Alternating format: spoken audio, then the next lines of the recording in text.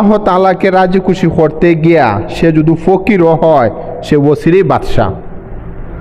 আর আল্লাহ তাআলাকে নারাজ করিয়া আল্লাহ তাআলার অবাধ্য চলিয়া আল্লাহ তাআলার নাফরমানি কইরা কেউ যদি বাদশাহ হয় সে ওসিরই ফকির। যে আল্লাহ তাআলাকে রাজি খুশি করার মাধ্যম হলো আল্লাহ তাআলার সবগুলা হুকুম মানা আর সবগুলা নিষেধ থেকে বাচ্চা থাকা। যে ব্যক্তি আল্লাহ তাআলার সবগুলা হুকুম মানব আর সবগুলা নিষেধ থেকে বাচ্চা থাকবো সেই সফল, সেই কামিয়াব, সেই জান্নাতের অধিবাসী। যে আমরা ব্যবসা বড় করলাম, বিল্ডিং বানাইলাম, আজান পড়ল, মসজিদও গিয়ে নামাজ পড়লাম, আমরা খাঁটি মুসলমান হয়ে গেলাম, কোনো দিনও না। যে খাঁটি মুসলমান হইল ওই ব্যক্তির উপর আল্লাহ তাআলা রাজি ও খুশি হবেন যে আল্লাহ তাআলার সবগুলা হুকুম মানব আর সবগুলা নিষেধ থেকে বাচ্চা থাকবো, নামাজও পড়ব, অধীনস্থ মহিলাদেরকে ফর্দাতো রাখব, জাকাতও দিব, হজও করব, রোজাও রাখব, সুদ ঘুষ থেকে বাচ্চা থাকবো, মানুষদেরকে আল্লাহর দিকে ডাকবো। এইরকমভাবে আল্লাহ তাআলার সবগুলা হুকুম যে মানব আর সবগুলা নিষেধ থেকে যে বাচ্চা থাকবো সেই সফল, তার প্রতি আল্লাহ তাআলা রাজি ও খুশি হইবেন, সে ওই জান্নাতের অধিবাসী। এই জন্যই তবলিগও যাওয়া।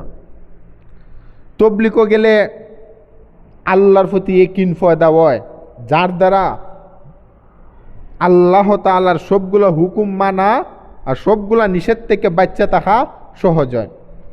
তবলিগও গেলে পরে সর্বপ্রথমই শিক্ষা দেওয়া হয় যে যা কিছু আছে কোনো কিছুতে কোনো কিছু হয় না, আল্লাহ তাআলার হুকুমে সব হয়। আল্লাহ তাআলা সব করতে পারেন সব ছাড়া, আর কেউ কোনো কিছুই করতে পারতো না আল্লাহ তাআলা ছাড়া। এই আলোচনা যখন বেশি বেশি করা হয় যে আমার ক্ষেত্রে কেউ হয় না, আমার চাকরিতে হয় না, আমার ছেলে আমারে খাওয়ায় না, আমারে খাওয়ায় আল্লাহ, আল্লাহতেই সব হয়, এইগুলা আলোচনার দ্বারা আল্লাহর প্রতি ইয়াকিন পয়দা হয়। আর যার মধ্যে আল্লাহ তাআলার যত ইয়াকিন সেই তত আল্লাহ তাআলার হুকুম মানবে এবং আল্লাহ তাআলার নিষেধ থেকে বাচ্চা থাকবে। তাছাড়া তবলিগও গেলে আল্লাহওয়ালাদের সাথে তাইকিয়া নিজেও আল্লাহওয়ালা হওয়া যায়। কারণ গাঞ্জা খাইতে হইলে গাঞ্জা করে সাথে তাহা লাগে, সিগারেট খাইতে হইলে আরেকজন সিগারেট কুরের সাথে তাহন লাগে। ঠিক তেমনিভাবে আল্লাহওয়ালা হইতে গেলে আল্লাহওয়ালাদের সাথে তাহা লাগে। কোনো মানুষ যদি সুরের সাথে থাকে সে সুর হয়, ঠিক তেমনিভাবে কেউ যদি আল্লাহওয়ালাদের সাথে থাকে, আল্লাহওয়ালাদের সাথে তাদের আসা যাওয়া হয়, তাদের সংস্পর্শে যায়, তাহলে সেও আল্লাহওয়ালা হবে। তাছাড়া মসজিদের পরিবেশ এটা রহমতের পরিবেশ। যে যত সময় মসজিদের ভিতরে থাকবে তার উপরে তত সময় রহমত বর্ষিত হয়, আর যার উপরে রহমত বর্ষিত হয় তার কোনো ইবাদত ছুটে না। তোমার উপরে রহমত বর্ষিত হইব, তোমার ফজরের নামাজ ছুটতো না, তোমার জোহরের নামাজ ছুটতো না। এই জন্য তবলিগও গেলে মসজিদের পরিবেশে থাকলে তোমার উপরে রহমত নাজিল হইব। আর রহমতের একটা তর্জমা এইরকম যে যার উপরে রহমত নাজিল হয় তার কোনো ইবাদত ছুটে না।